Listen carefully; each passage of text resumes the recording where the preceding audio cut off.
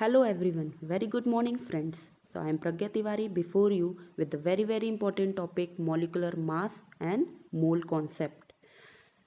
This is very important topic with the concern of school students जो हमारे 9th 10th के students हैं 11th 12th के अपना concept बनाने के लिए जिन्होंने 9th 10th में मोल कॉन्सेप्ट को अच्छे से नहीं समझा था, साथ ही उन सभी के लिए जो कॉम्पिटिटिव एग्जाम की तैयारी कर रहे हैं, all teaching exams, railway exam, क्योंकि ये जो मोल कॉन्सेप्ट है इसमें से एक क्वेश्चन बनता ही बनता है।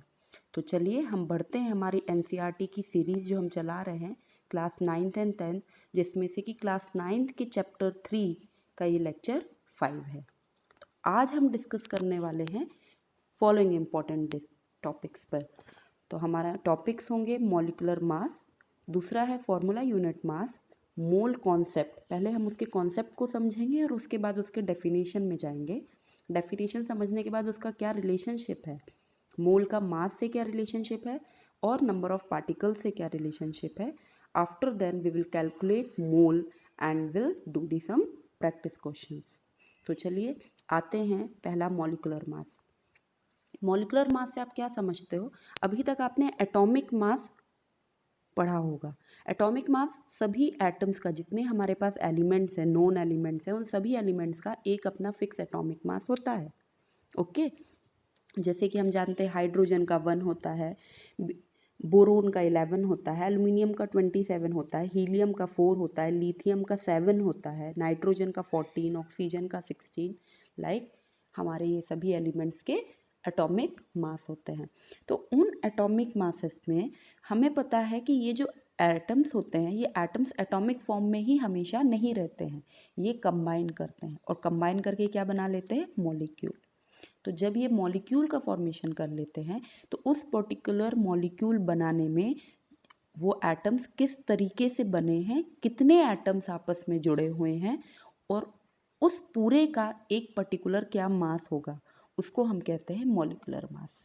तो molecular mass of an element is the sum of atomic masses of all its constituent elements, यानी एक मॉलिक्यूल में कितने भी एलिमेंट्स प्रेजेंट हैं उन सभी के एटॉमिक मास को जब हम एडअप कर देते हैं तो वो हमारा कहलाता है मॉलिक्यूलर मास।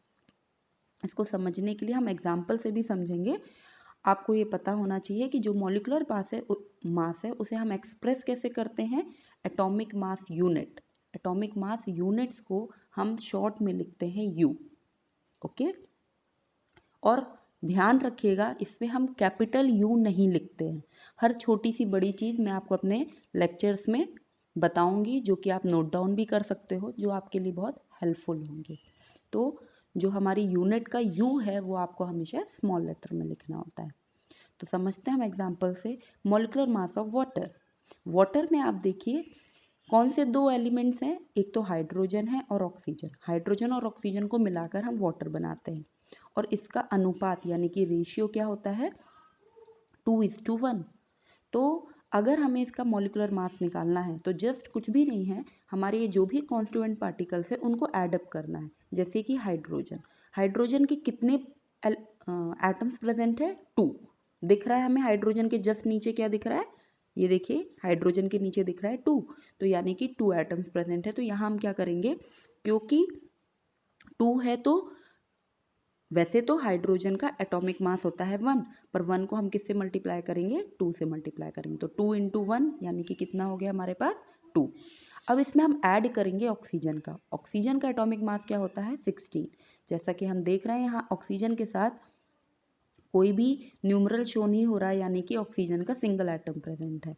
तो 16 × 1, तो इस तरीके से 2 + 16 हमारे पास क्या होता है? 18। तो 18 यूनिट हमारा क्या हो गया? वाटर के एक मॉलिक्यूल का मास हो गया। ध्यान रखिए यहाँ भले हाइड्रोजन के 2, ऑक्सीजन के 1 मिला के टोटल 3 एटम्स प्रेजेंट थे, बट जब हम ओवरऑल मॉलिक्यूल की बात कर रहे हैं तो वाटर का कितना मॉलिक्यूल प्रेजेंट है? एक मॉलिक्यूल प्रेजेंट है और उस मॉलिक्यूल का जो मास है वो कहलाता है मॉलिक्यूलर मास। इसी तरीके से HNO3 यानी कि नाइट्रिक एसिड, इसका अगर हमें फॉर्मूला निकालना है तो कैसे करेंगे? हाइड्रोजन का एटॉमिक मास प्लस नाइट्रोजन का एटॉमिक मास प्लस 3 × ऑक्सीजन का एटॉमिक मास।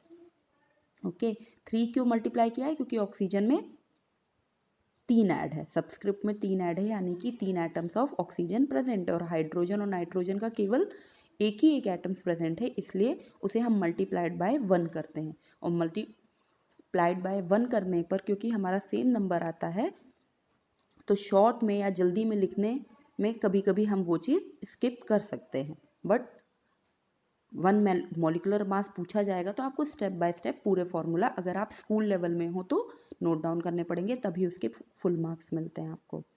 तो चलिए, तो हम देखेंगे HNO3 का किस तरीके से, क्योंकि हाइड्रोजन का 1 होता है, नाइट्रोजन का 14 होता है और ऑक्सीजन का होता है 16, बट यहाँ पर ऑक्सीजन के 3 एटम्स प्रेजेंट है, तो 16 multiplied by 3 is equals to 48। तो इस तरीके से हमारे पास 1 + 14 + 48 आया 63 यूनिट। तो HNO3 का मॉलिक्यूलर मास कितना हो गया?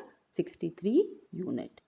ओके, तो ये था हमारा atomic mass, molecular mass. Molecular mass के बाद हमारा नेक्स्ट टॉपिक है फॉर्मूला यूनिट मास।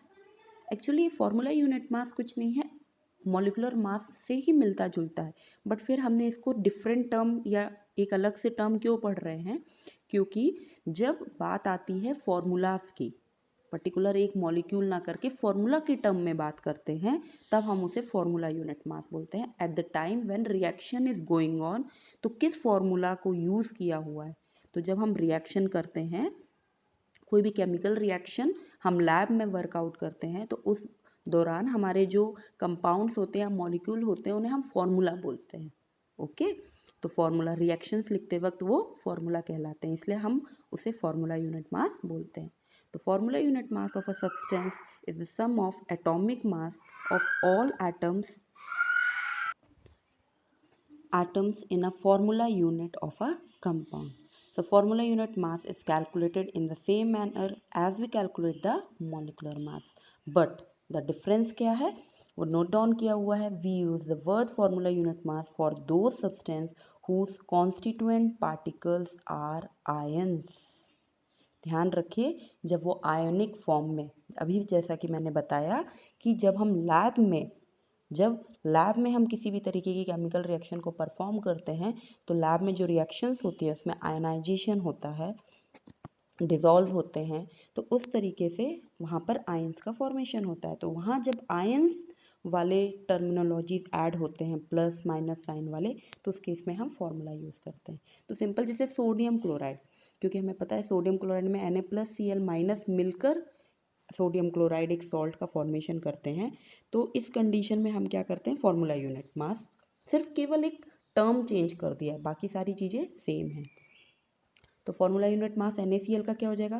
क्योंकि Na का एटॉमिक मास होता है 23 और यहाँ पर 1 है, तो 23 × 1 प्लस Cl का एटॉमिक मास होता है 35.5 multiplied by 1 is equals to 23 plus 35.5, which will give you 58.5 unit. So understood? So this is about the formula unit mass. So I think कि अब मॉलिकुलर मास और फॉर्मूला यूनिट मास के बीच का difference और इनका concept आपको समझ में आया। तो अब हम नेक्स्ट आते हैं हमारे मोल में। तो मोल पढ़ने के पहले शुरुआत कैसे हुई? मोल अभी आपको कुछ बेसिक टर्मिनोलॉजी जैसे कि मोल, वर्ड तो सुन लिया मोल, पर पहले हम उसका बेसिक समझते हैं कि मोल होता क्या है। तो मोल को समझने के लिए पहले हम देखते हैं कि मेजरमेंट वाली जहाँ बात आती है वहाँ मोल की बात आती है। मेजरमेंट यानी जहाँ हमें कोई मापन करना हो या कोई भी चीज़ नापनी हो। तो यहाँ केमिस्ट्री में जब कोई भी चीज़ हम नापते हैं, तो जैसे केमिस्ट्री के बाहर आप निकले, एग्जाम्पल मैं आपको बाहरी दुनिया से लेती हूँ। जैसे अगर आपने बोले केले, आप भैया के पास जाते हो, फ्रूट्स वाले भैया के पास, और बोलते हैं कि भैया मुझे केले दीजिए, तो ही विल आस्क यू भैया कितने केले चाहिए? तो how many bananas? It will 1 dozen. तो डजन वर्ड यहाँ पर क्या हो गई? एक पर्टिकुलर यूनिट यूज करी आपने जो कि फिक्स्ड है, जिसके नंबर क्या है? फिक्स्ड है। आपको पता है कि डजन यानी होता है 12, तो 1 डजन यानी 12 बनानास। तो ये बताने से आपने क्लियर किया कि पर्टिकुलर उस सब्सटेंस की आपको कितनी क्वांटिटी चाहिए। नेक्स्ट क्वेश्चन अगर आता है how far is Qutub Minar from India Gate, तो अगर इंडिया गेट से कुतुब मीनार कितना दूर है, so it is approx 11 kilometre. तो 11 किलोमीटर, यहाँ 11 तो आपकी एक न्यूमेरिकल वैल्यू आपने दी, बट साथ में वो क्यों इतना ज़्यादा क्लियर है, क्योंकि 11 किलोमीटर लगाने से आपने ये चीज़ क्लियर कर दी है कि किलोमीटर एक यूनिट है जो कि एक फिक्स्ड चीज़ बता रही है कि इतने हज़ार मीटर या इतने कदम, तो एक फिक्स और एक स्टैंडर्ड यूनिट आपने दी।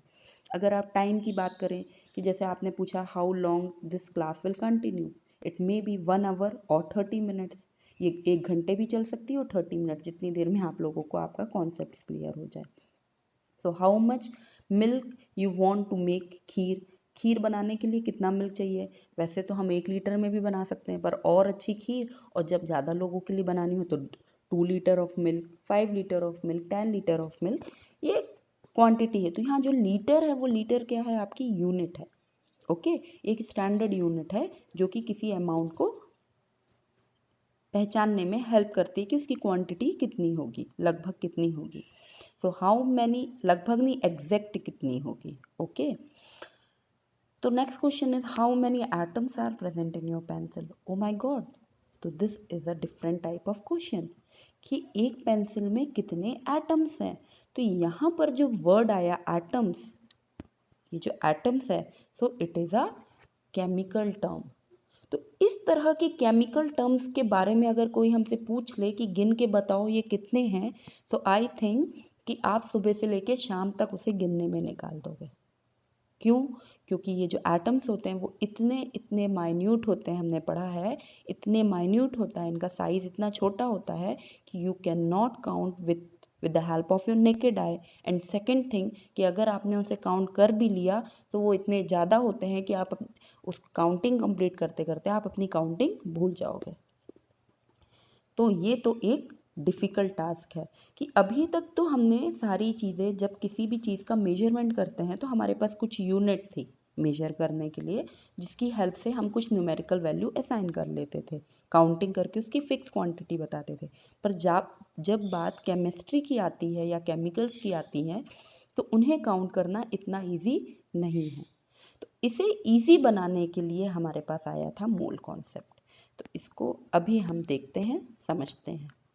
पहले मोल के बारे में कुछ बातें जान लीजिए कि the word mole was introduced around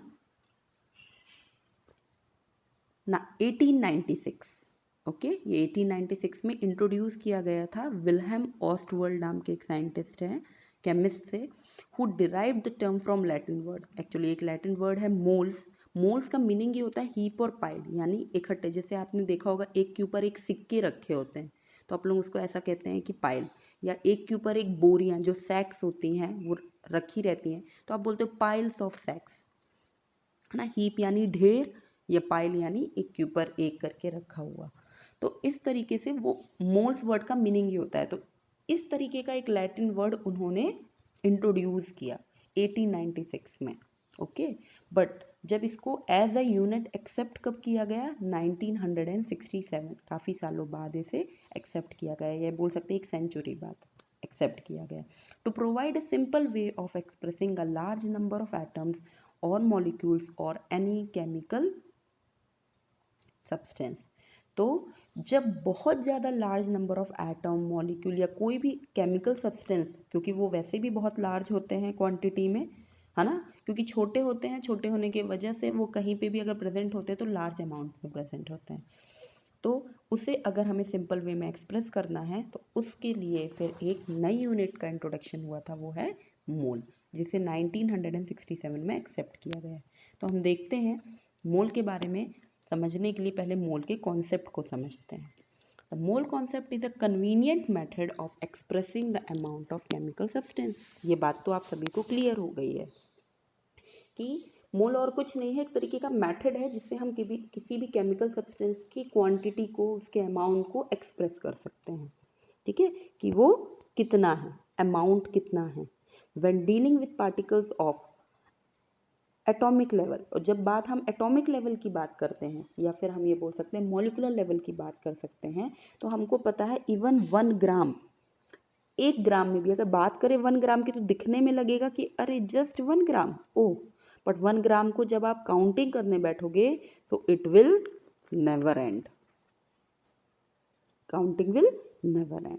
तो हम क्या बोलते हैं कि know to contain a huge number of atom, this is where the mole concept is widely use. तो मोल कॉन्सेप्ट हमको जनरली यूज कहाँ करना है, उन केमिकल सब्सटेंस की काउंटिंग के लिए यूज करना है जो कि बहुत ही छोटे होते हैं साइज में और जिनका एक छोटा सा ही अमाउंट इतना ज़्यादा नंबर कंटेन करता है कि जिसकी गिनती करना पॉसिबल नहीं है। तो इसके लिए हमने मोल चीज लिया, यानी कि मोल कहीं ना कहीं हमको किसी का अमाउंट बताने के लिए हेल्प कर रहा है। पर्टिकुलर केमिकल सब्सटेंस में तरह तरह की चीज़ें आती हैं, एटम्स तो आते हैं, साथ में मॉलिक्यूल्स आते हैं, कंपाउंड्स आ सकते हैं, आयंस आ सकते हैं और इवन कुछ सब मॉलिकुलर पार्टिकल जैसे कि प्रोटॉन वगैरह है या इलेक्ट्रॉन्स है, अगर उनकी भी काउंटिंग करना है तो हम मोल्स की ही मदद से करते हैं।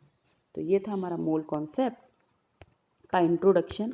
इसको हम एक एग्जाम्पल की मदद से समझते हैं क्योंकि ये हमारी केमिस्ट्री है, तो क्यों ना ही हम इसको एक केमिकल रिएक्शन की मदद से समझें। तो यहाँ मैंने आपके सामने लिखा हुआ है हाइड्रोजन और ऑक्सीजन को मिक्स करने के बाद वाटर कैसे बनता है। इस रिएक्शन में अभी हम इसको दूसरे नज़र से देखते हैं, थोड़ा मोल कॉन्सेप्ट समझने की नज़र से। तो इसमें देखिए आप, 2 हाइड्रोजन के मॉलिक्यूल्स, आपको पता है H2 जो होता है वो क्या होता है, मॉलिक्यूल होता है, ना कि सिर्फ एक ऑक्सीजन नहीं होता, मॉलिक्यूल होता है। तो 2 हाइड्रोजन के मॉलिक्यूल्स, ओके, 2 हाइड्रोजन के मॉलिक्यूल्स मिक्स हुए हैं O2, ये भी किस फॉर्म में प्रेजेंट है, मॉलिक्यूल फॉर्म में प्रेजेंट है। ये हमारे प्रीवियस लेक्चर्स में हम पढ़ चुके हैं, आप चाहें तो जाकर देख सकते हैं वीडियोस, ठीक है, लिंक में जाके ढूंढ सकते हैं हमारे एटम्स मॉलिक्यूल्स वाले चैप्टर में। तो O2 जो है हमारा वो क्या है, ये भी मॉलिक्यूल है। तो O2 का कितना मॉलिक्यूल प्रेजेंट है, एक मॉलिक्यूल प्रेजेंट है। हाइड्रोजन का कितने मॉलिक्यूल प्रेजेंट है, 2। तो ये जब दोनों मिक्स हो गए तो ओवरऑल हमको क्या मिला, वाटर। तो वाटर मिला तो हमारे पास वाटर के कितने मॉलिक्यूल हैं, 2। ओवरऑल वाटर के 2 मॉलिक्यूल है। भले ही ऑक्सीजन और हाइड्रोजन के अलग अलग अगर करो तो 3 मॉलिक्यूल हो जाते, 3 डिफरेंट काइंड्स ऑफ मॉलिक्यूल्स हैं।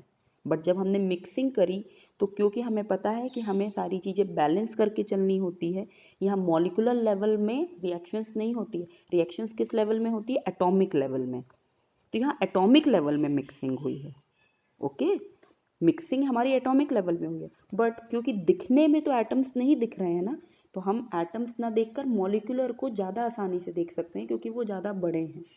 तो जब हमने मॉलिक्यूल्स को काउंट किया तो देखा कि हाइड्रोजन के 2 थे, ऑक्सीजन के 1 थे और ओवरऑल जाके वाटर के 2 मॉलिक्यूल्स बने।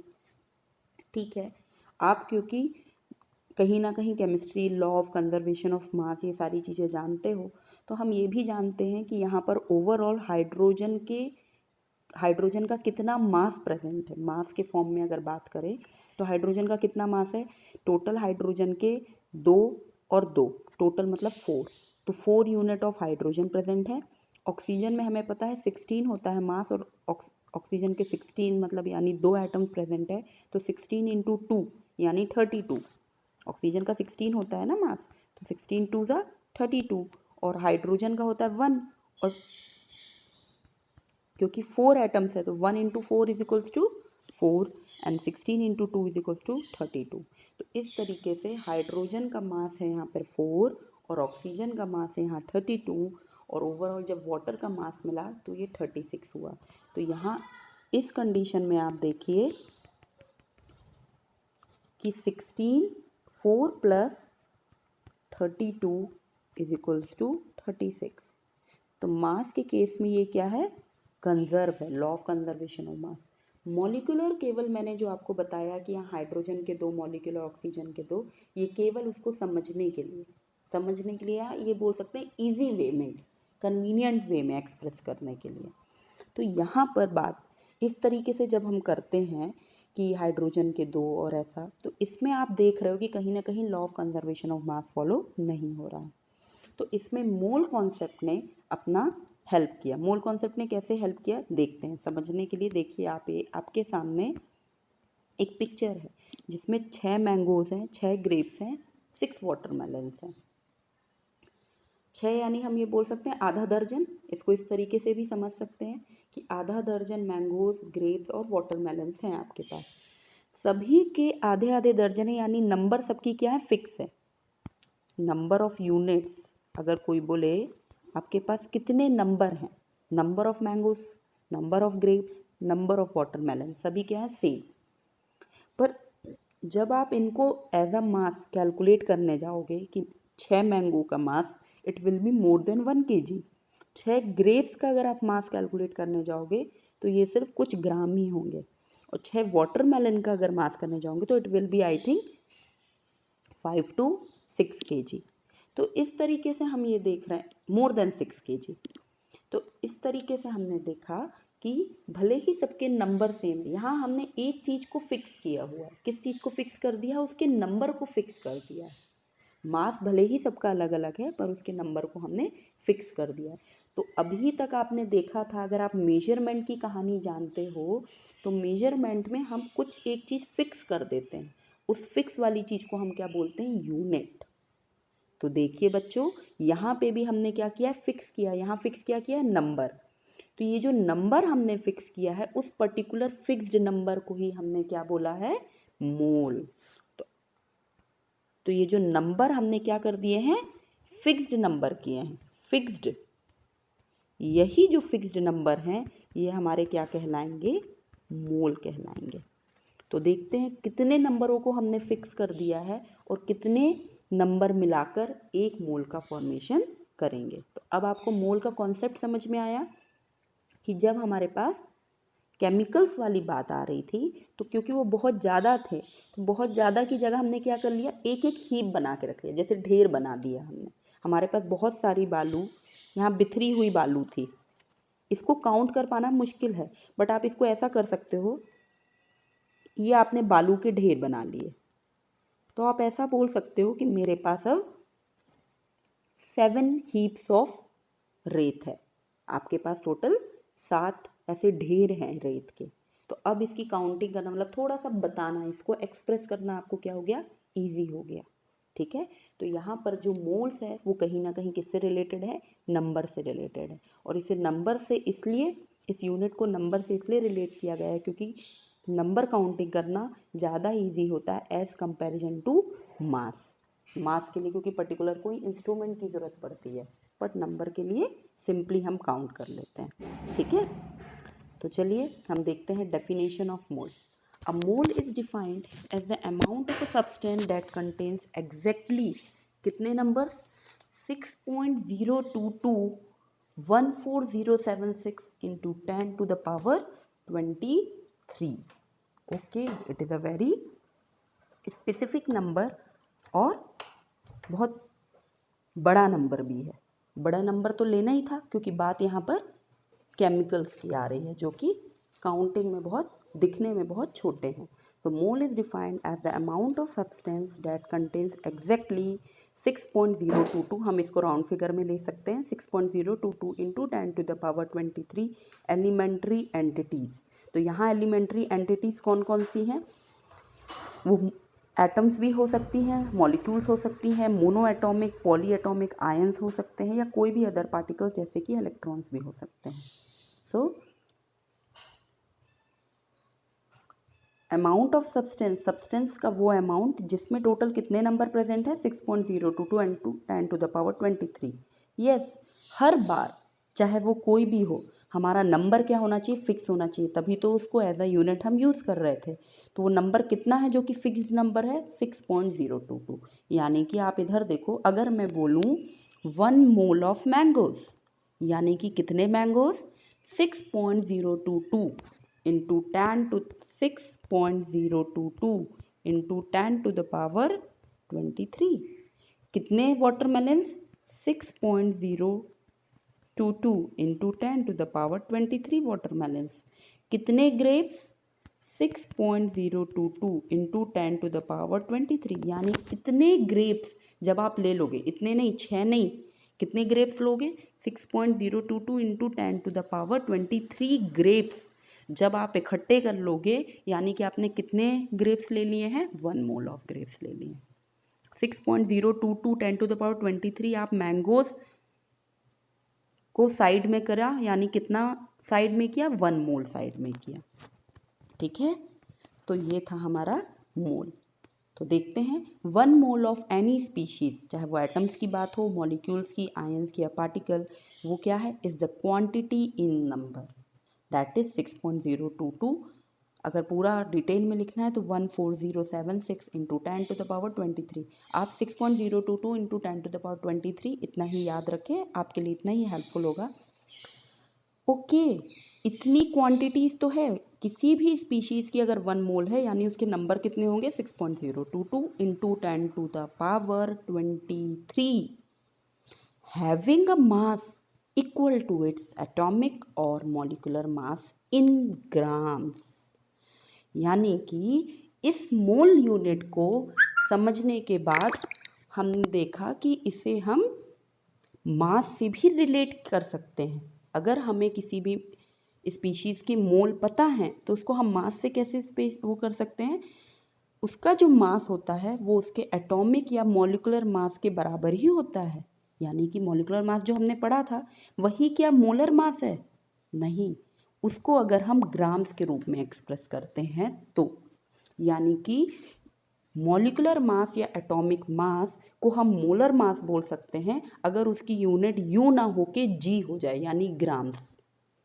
तो जब हम किसी मॉलिक्यूलर मास या एटॉमिक मास को यू की जगह जी में एक्सप्रेस करते हैं, जी यानी ग्राम्स में एक्सप्रेस करते हैं, तो उस कंडीशन में जो मास है वो मोलर मास एक्सप्रेस करता है। और 1 मोल में उतने मास कंटेन होते हैं, कितने मास, मोलर मास के अलावा मास के बराबर मास कंटेन होता है। चलिए इसको और समझने के लिए पहले हम देख लीजिए, बार बार हम ये 6.022 इंटू 10 टू द पावर 23 जो हम रीड कर रहे हैं वो एक्चुअली किस नाम से जाना जाता है, एवोगैड्रोस कांस्टेंट के नाम से जाना जाता है। और इसको हम डिनोट करते हैं n और नीचे सबस्क्रिप्ट रहता है 0। Okay, it is named in honour of an Italian scientist है एमिडियो एवोगैड्रो। ओके, ये तो एक जानकारी की बात थी। हम देखते हैं आगे बढ़ते हुए 1 mole of anything, 1 mole of anything 6.022 into 10 to the power 23 के बराबर होते हैं अगर नंबर्स में बात करें, जैसे कि 1 डजन में 12, 1 ग्रॉस में 144 नंबर्स। ठीक है, उसी सेम तरीके से 1 मोल में 6.022 इंटू 10 टू द पावर 23। और 1 मोल ऑफ सब्सटेंस, उसी सब्सटेंस का अगर 1 मोल लेते हैं तो उसका जो मास होगा वो क्या होगा, इट्स रिलेटिव एटॉमिक और मॉलिक्यूलर मास इन ग्राम्स, यानी कि मोलर मास के बराबर। उसको हम एक पर्टिकुलर वर्ड दिए हैं मोलर मास, मोल से बना molar mass. The atomic mass of an element gives us, अभी तक पर ये दोनों में डिफरेंस क्या है, जो एटॉमिक मास है वो एलिमेंट का मास देता है, एलिमेंट के एक एटम का मास देता है जो कि हम एटॉमिक मास यूनिट में एक्सप्रेस करते हैं। बट मोलर मास के लिए, जो कि mass of 1 mole of atom होता है, उसके लिए हम सेम न्यूमेरिकल वैल्यू ले लेंगे बट यूनिट को यू से किस में कन्वर्ट कर देंगे, जी में कन्वर्ट कर देंगे। देखिए, molar mass is also known as gram atomic mass और ग्राम मॉलिक्यूलर मास, यानी वो ग्राम वर्ड के साथ होता है। एग्जाम्पल से हम समझते हैं, जैसे एटॉमिक मास ऑफ हाइड्रोजन होता है 1 यूनिट और ग्राम एटॉमिक मास ऑफ हाइड्रोजन होता है 1 ग्राम। तो आप सभी बोलोगे कि कॉन्सेप्ट को समझिए, यहाँ शब्दों में नहीं जाइए। केमिस्ट्री कई बार जो चीज़ें दिखती हैं उसके पीछे छुपा हुआ कॉन्सेप्ट बहुत गहरा होता है। जैसे कि एटॉमिक मास ऑफ हाइड्रोजन आपको यहाँ 1 यू लिखा है और ग्राम एटॉमिक मास ऑफ हाइड्रोजन 1 ग्राम लिखा है। तो आप बोलोगे क्या डिफरेंस हो गया, यू की जगह तो जी कर दिया, बड़ा ईजी था। नहीं, इस यू को जी में बदलने के लिए बहुत बड़ा कॉन्सेप्ट था। कॉन्सेप्ट ऐसा है कि जब आप बात करते हो 1 यूनिट ऑफ हाइड्रोजन की, तो आप केवल जब भी आप उसमें यू लिखते हो तो कहीं ना कहीं ये बोल रहे हो कि हाइड्रोजन का केवल एक एटम प्रेजेंट है। बट जब आप बात करते हो 1 ग्राम ऑफ हाइड्रोजन, तो वहां पर एक एटम प्रेजेंट नहीं है बल्कि 1 mole of hydrogen atom present है, यानी कि 6.022 into 10 to the power 23 hydrogen atoms present है। तो आप सोचिए केवल U को G में बदल देने से हमने उसकी यूनिट चेंज कर दी है, उसको हमने मोल में कन्वर्ट कर दिया है। और हम मोल जानते हैं कि 6.022 इंटू 10⁻23 नंबर्स कहलाता है। ठीक है, इसी तरीके से जैसे एक वाटर मॉलिक्यूल की बात करें, अगर उसका मॉलिक्यूलर मास कितना होता है 18 यूनिट, बट जब ग्राम मॉलिक्यूलर मास बात करें तो 18G हो जाता है। तो जब हमने उसको ग्राम मॉलिक्यूलर मास में कन्वर्ट किया, यानी कि हमने उसका कॉन्सेप्ट बदल दिया, हमने उसकी न्यूमेरिकल वैल्यू नहीं बदली पर उसका कॉन्सेप्ट बदल दिया। अब हम उसे कैसे समझेंगे? 18 gram of water is equals to 1 mole of molecules water, यानी कि और 1 मोल यानी कि 6.022 इंटू 10⁻23। तो ये जो हमारा यहाँ 18 ग्राम है और यहाँ वाटर का 1 ग्राम है, ये हमारा क्या कहलाएगा? Molar mass. ठीक है,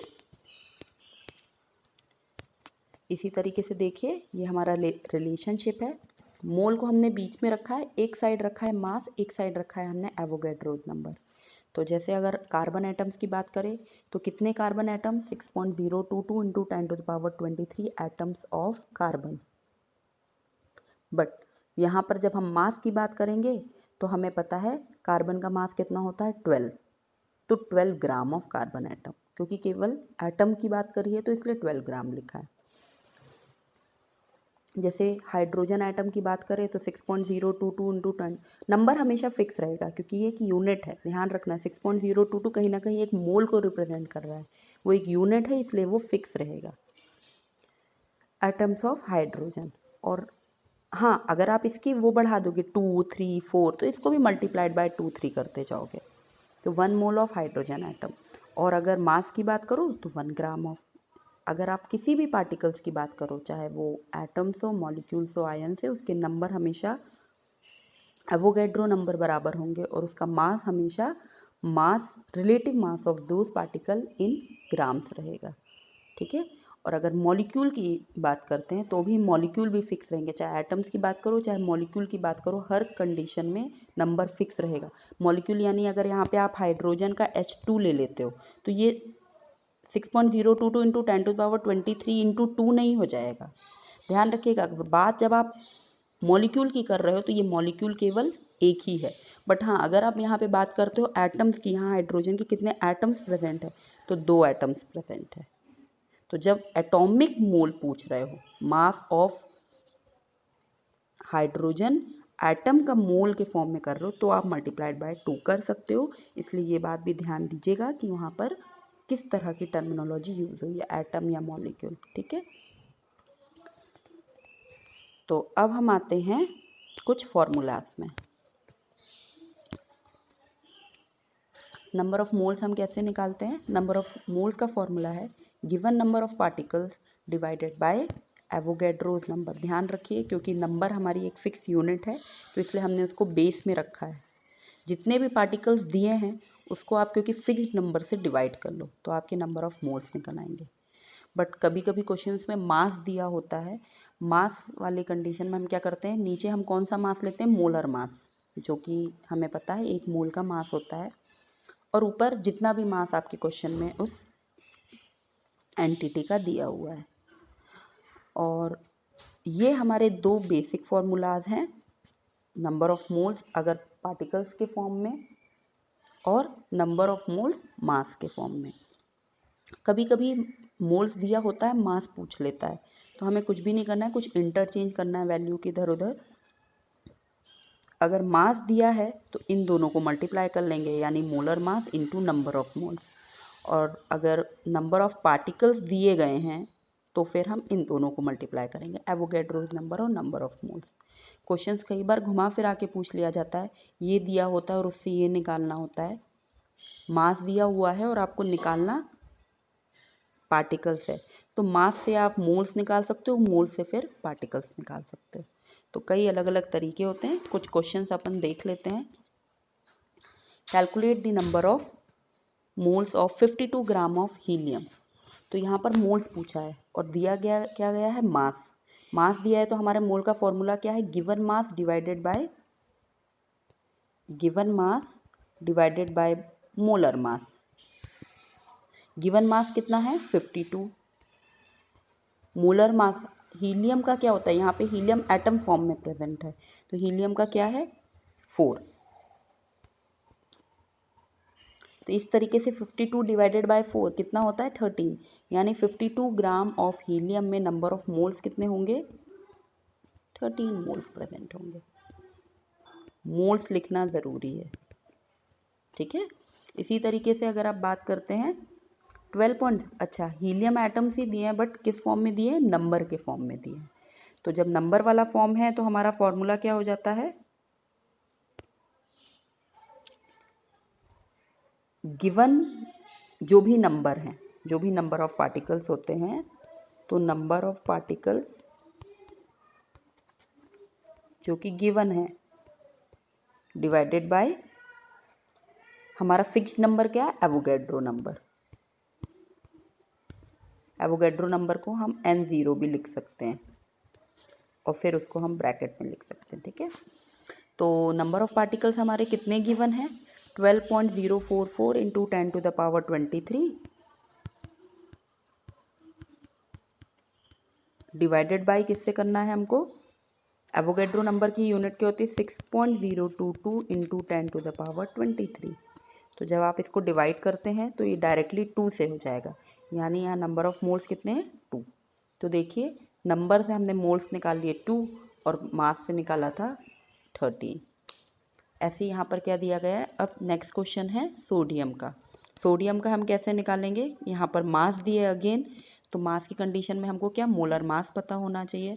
46 गिवन मास कितना है 46 divided by molar mass sodium का कितना होता है, सोडियम हमारा क्या है मोलर मास सोडियम का कि 23, तो डिवाइडेड बाई आप क्या कर लो 23 कर लो, ठीक है। तब आप इसको कैलकुलेट करोगे तो कितना आ जाएगा 2, है ना। 23 2 ज़ा 46। तो इस तरीके से हमारे पास कितने मोल्स ऑफ सोडियम है 2 मोल्स ऑफ सोडियम प्रेजेंट है। तो नेक्स्ट हमारा क्वेश्चन है मास कैलकुलेट करने के लिए, ठीक है भैया। अब हमको मोल दिए गए हैं, पहले वाले में मोल दिए गए हैं, तो मोल से मास कैसे निकालेंगे हम, 0.5 मोल ऑफ एन एटम्स। हमको पता है कि 1 मोल में कितना मास प्रेजेंट होता है नाइट्रोजन का, 1 मोल में कितना प्रेजेंट होता है मोलर मास के बराबर, यानी नाइट्रोजन का मोलर मास आपको पता होना चाहिए। तो नाइट्रोजन का मोलर मास क्या होता है, क्या होता है नाइट्रोजन का मोलर मास हमारा 14 होता है। तो अगर हमारे पास मास निकालना है तो मास का फॉर्मूला क्या होता है, मास इज इक्वल्स टू, से पहले हम मोलर मास वो करेंगे, molar mass multiplied by number of moles कर देंगे, क्योंकि ये फॉर्मूला देखिए कैसे आया आपका। आप, मैं इसको रफ पेज में करती हूँ। आपको पता है कि नंबर ऑफ मोल्स निकालने का फॉर्मूला क्या होता है जब मास दिया होता है, तो नंबर ऑफ मोल्स निकालने का फॉर्मूला होता है given mass divided by molar mass. अब आपको निकालना क्या है, कैलकुलेट द मास, आपको मास निकालना है, तो आपको ये जो चीज़ है वो निकालनी है। तो इस कंडीशन में आप क्या करोगे, मोलर मास को किससे मल्टीप्लाई कर दोगे, नंबर ऑफ मोल से मल्टीप्लाई करोगे। तो इसलिए आपने क्या किया, यहाँ पर गिवन मोलर मास हमारे नाइट्रोजन का होता है 14 multiplied by number of moles. Number of moles कितने दिए गए हैं 0.5 मोल, तो 14 इंटू 0.5 यानी 14 का जस्ट आधा कर दीजिए यानी कि 7, तो 7 ग्राम हो गया। तो ध्यान रखिएगा जो भी मास निकालना है उसकी यूनिट हमारी क्या होगी, जे होगी, ठीक है, ग्राम होगी। हम ग्राम के ही टर्म्स में यहाँ निकालते हैं। इसी तरीके से 6.022 into 10 to the power 23 molecules of oxygen, यहाँ ऑक्सीजन की बात हो रही है और नंबर दिए गए हैं, तो जब नंबर दिए गए हैं तो नंबर से पहले आप क्या कैलकुलेट करोगे, मोल कैलकुलेट करोगे, क्योंकि आपको मास निकालना है। आप नंबर से मास में जाने के लिए बीच में आपकी क्या लिंक होती है, मोल लिंक होती है। तो आप इस कंडीशन में सेकंड वाले में पहले आप मोल निकालोगे। तो आप ये देखो 6.022 इंटू 10 टू द पावर जो 23 है, इतने ऑक्सीजन प्रेजेंट है मॉलिक्यूल्स के। तो अगर आपको मोल्स निकालना है तो मोल का फॉर्मूला क्या होता है, number of molecules divided by Avogadro number. Number of molecules कितने हैं, 6.022 इंटू 10 टू द पावर 23 दिए हैं, डिवाइडेड बाय एवोगैड्रो नंबर। हमें पता है एवोगैड्रो नंबर भी कितना होता है, 6.022 इंटू 10 टू द पावर 23। ये तो पूरा पूरा कैंसिल हो जा रहा है, यानी कि कितना बचा, 1, यानी कि मोल कितना है, 1। तो 1 मोल ऑफ ऑक्सीजन प्रेजेंट है। तो अभी तो केवल मोल निकला है, पर हमें निकालना क्या है, मास। तो मास निकालने के लिए हम क्या करेंगे, जब मोल्स पता है तो gram molecular mass of oxygen multiplied by moles. तो हमें पता है ऑक्सीजन, क्योंकि मॉलिक्यूलर है, ध्यान रखिए बात, यही ध्यान रखनी है जो मैंने आपको पहले भी बताई थी कि आपके जो एंटिटीज़ हैं वो ध्यान रखना है कि कौन सी एंटिटी प्रेजेंट है। जब आप मॉलिक्यूलर फॉर्म में ऑक्सीजन प्रेजेंट है तो O2 है, यानी कि 16 इंटू 2 32। तो टोटल हमारा मास क्या कहलाएगा, 32 कहलाएगा यहाँ मोलर मास। तो 32 इंटू 1, क्यों, क्योंकि हमारा नंबर ऑफ मोल्स कितना निकला, 1, यानी कि 32 मास, यानी 32 ग्राम विल बी द मास। इसी तरीके से अगर आपके पास 5 मोल्स ऑफ कैल्शियम कार्बोनेट है, कैल्शियम CaCO3, यानी कि ये फॉर्मूला यूनिट मास निकालने के लिए आपको बोल रहा है। तो कैल्शियम कार्बोनेट CaCO3 का एटॉमिक मास पहले आप निकालोगे, इसका पूरा मोलर मास निकाल लोगे। मोलर मास पता होना चाहिए ना कैल्शियम कार्बोनेट का, वो आप कैसे करोगे, तो 40 कैल्शियम का कितना होता है, 40। चलिए हम निकाल लेते हैं कैल्शियम कार्बोनेट, पहले आपको फॉर्मूला पता होना चाहिए, CaCO3। कैल्शियम का होता है 40 प्लस कार्बन का होता है 12 प्लस ऑक्सीजन का कितना होता है 16 इंटू 3, तो 16 3 ज़ा 48। तो इस तरीके से जब टोटल प्लस कर लेंगे तो हमारे पास कितना आ जाएगा 100। तो आपके पास 100U, ये आपका हो गया मोलर मास। कैल्शियम कार्बोनेट का मोलर मास तो निकाल लिया, जब मोलर मास निकल आया तो अब हम मोल्स भी निकाल लेंगे, तो मास भी निकाल लेंगे, नहीं मास कैसे निकालेंगे, अभी तो मोल्स निकला है, मास, यस मोलर मास निकल गया। तो अब हम मोलर मास से क्या कर लेंगे, मल्टीप्लाई कर लेंगे। तो atomic mass of calcium plus atomic, ये पूरा टोटल कर लेंगे, यानी कि यही हमारा मास निकल के आया कि 1 मोल में तो 100 यूनिट है, पर यहाँ पर पूछा कितने यूनिट का गया है, 5 मोल्स का, तो मल्टीप्लाइड बाय 5, तो ये हो जाएगा 500 ग्राम। आई बात समझ में। तो इस तरीके से ये थे हमारे कुछ practice question. I hope you like the video. आपको कुछ बातें समझ में आई हैं तो आप उसे लाइक एंड शेयर ज़रूर करिए। कुछ बातें जो आपको नहीं समझ में या कोई डाउट है तो आप कमेंट सेक्शन में ज़रूर पूछ सकते हैं। Do remember to subscribe the channel learning with concept by PS to remain tuned with the concepts. So study well and have a nice day.